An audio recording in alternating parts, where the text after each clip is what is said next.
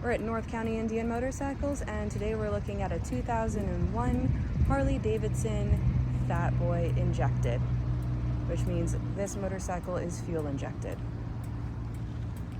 This comes in vivid black, and it has the double red pinstriping. Really nice old school graphic on the tank.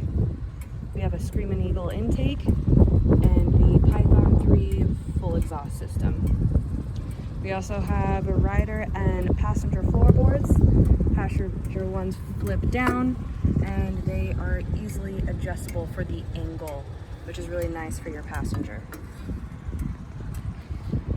We also have a mini sissy bar for your passenger and smoked out tail lenses.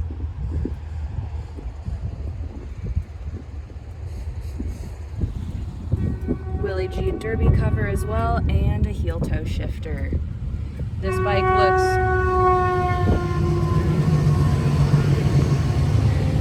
looks great for its age, for a 2001.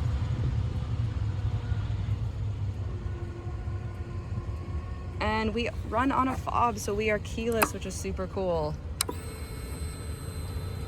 Let's listen to those pipes.